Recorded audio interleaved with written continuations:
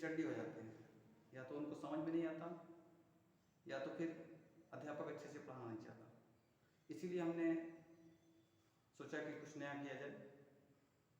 आइए आज एक नए चैप्टर की तरफ पढ़ते हैं, जिसका नाम है इलेक्ट्रोकेमिस्ट्री अर्थात वैद्युत रसायन।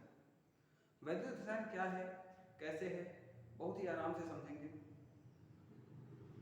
तो आइए शुरू करते हैं वैद्युत रसायन।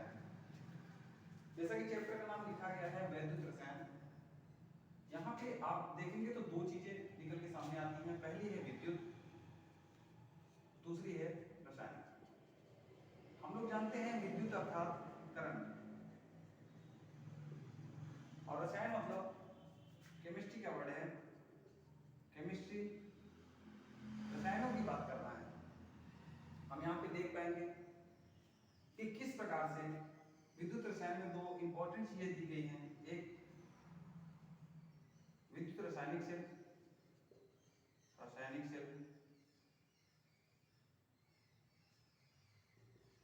दूसरा है वैद्युत अपघटनी सेल।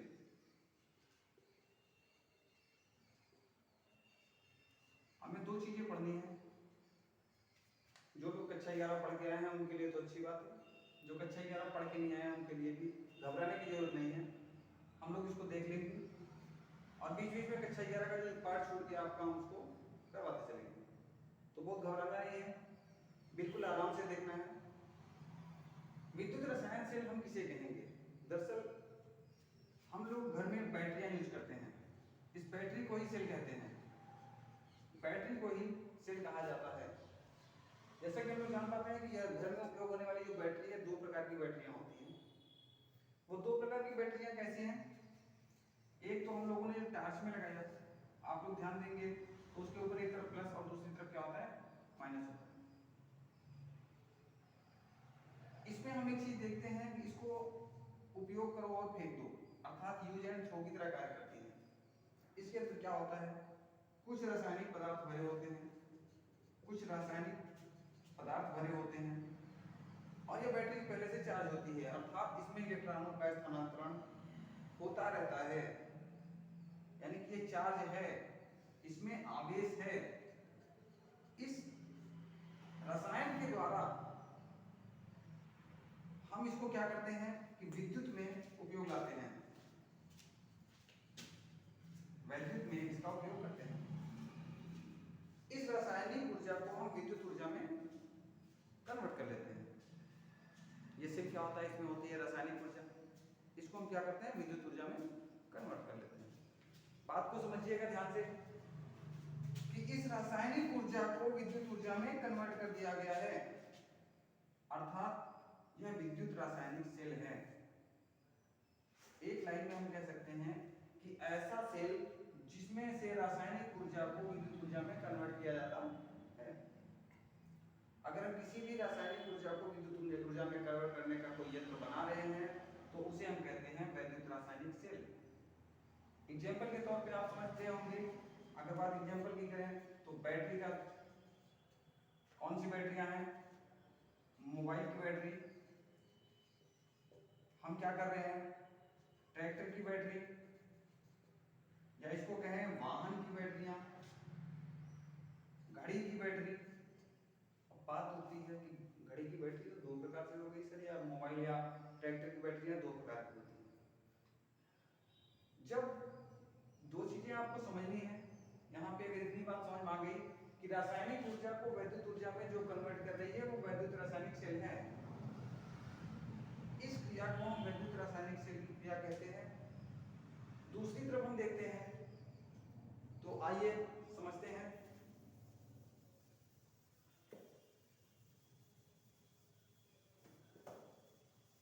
हम लोगों ने एक चीज समझ ली है,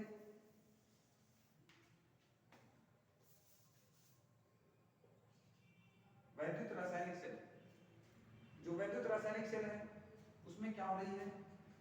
हमारी रासायनिक ऊर्जा कन्वर्ट हो रही है बेटा वैद्युत ऊर्जा में। रासायनिक ऊर्जा किसमें कन्वर्ट हो रही है? विद्युत ऊर्जा में। इस प्रकार का सेल क्या कहलाता है? इस प्रकार का सेल कहलाता है वैद्युत रासायनिक सेल। क्या है बेटा? वैद्युत रासायनिक सेल ये क्या कर रहा है, रासायनिक ऊर्जा को कन्वर्ट कर रहा है विद्युत ऊर्जा में। अब इसका ठीक उल्टा सोचो कि अगर किसी बैटरी को चार्ज करना है, बैटरी में क्या होता है, प्लस और माइनस होता है, सबको पता है। अगर किसी बैटरी को चार्ज करना है तो उसको क्या करते हैं हम लोग, विद्युत देते हैं।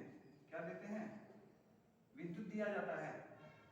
और जैसे ही इसमें विद्युत देते हैं, इसमें आप ध्यान से देखेंगे तो एकदम एक आवाज आती है, उबलने की आवाज आती है, उबलने की आवाज आती है, यानी कि इसमें रासायनिक क्रिया शुरू हो जाती है, रासायनिक क्रिया शुरू हो जाती है। पहला हमने देखा कि वैद्युत रासायनिक सेल उसे कहते हैं जिसमें रासायनिक ऊर्जा को विद्युत ऊर्जा में कन्वर्ट किया जाता है।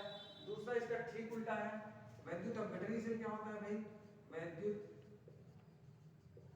अपघटनी सेल क्या कहेगा, वैद्युत अपघटनी सेल कहता है कि जिसमें हम वैद्युत ऊर्जा के द्वारा रासायनिक क्रिया कराते हैं, वैद्युत ऊर्जा रासायनिक ऊर्जा में कन्वर्ट हो जाती है। जो हमने चार्ज किया अब वो हमारे बैटरी में स्टोर हो गई है। इतनी सी बात आपको समझ में आ जानी चाहिए। दो प्रकार की चीजें फिर से रिपीट कर रहा हूं, जो लोग अभी अभी जुड़े हैं उनको ध्यान दें। कक्षा 12 के सिलेबस में चैप्टर है वैद्युत रसायन, उसमें दो चीजें हैं, एक तो वैद्युत, दूसरा रसायन, यानी कि इलेक्ट्रिक और केमिकल दोनों की बात कर रहा है। तो दो प्रकार के सेल बनेंगे। पहला सेल बनेगा जैसा कि आप लोग देख पा रहे हैं वैद्युत रासायनिक सेल, दूसरा बनेगा वैद्युत अपघटनी सेल। इसको थोड़ा साफ साफ लिख देते हैं। एक क्या है भाई, वैद्युत अपघटनी सेल। तो वैद्युत रासायनिक सेल में क्या है कि रासायनिक ऊर्जा विद्युत ऊर्जा में कन्वर्ट होती है, रासायनिक ऊर्जा विद्युत ऊर्जा में कन्वर्ट होती है। जबकि वैद्युत अपघटनी सेल में क्या होता है कि वैद्युत ऊर्जा रासायनिक ऊर्जा में कन्वर्ट होती है, वैद्युत ऊर्जा रासायनिक ऊर्जा में कन्वर्ट होती है। अब आप लोग इसको देख पा रहे होंगे अच्छे से। आइए समझते हैं, एग्जाम्पल के माध्यम से समझते हैं। डेनियल के या गैल्वेनी सेल जो आपके सिलेबस में है उसको बहुत लोग पढ़े हैं, बहुत लोग नहीं पढ़े होंगे, उसको थोड़ा सा समझना, बस थोड़ा सा दिमाग लगा देना मेरे भाई, हमेशा के लिए याद हो जाएगा। ये क्या, मान लो कि हमने बचपन में बहुत सारे एक्सपेरिमेंट किए होंगे, गिलास में बैटरी बनाने की कोशिश की होगी,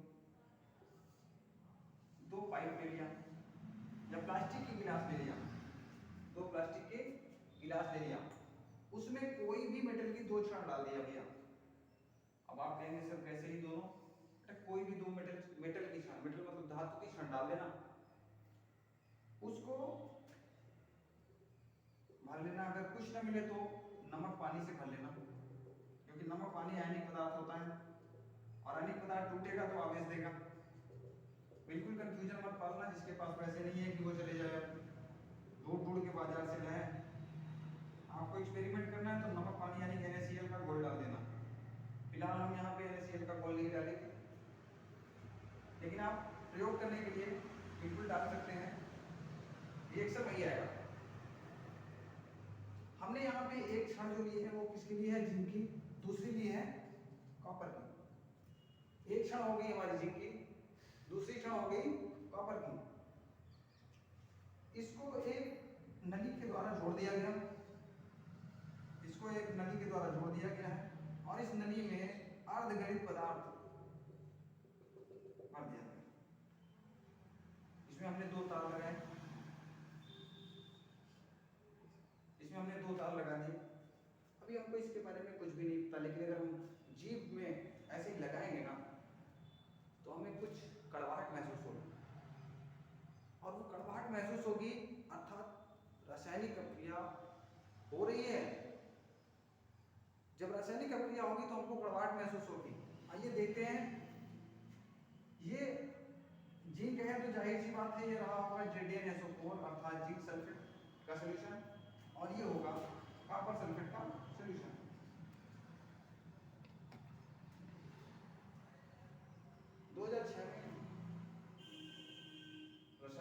रसायनविदों ने एक कंफर्म चीज कही कि ये हमारे राइट में लिखा हुआ है भाई।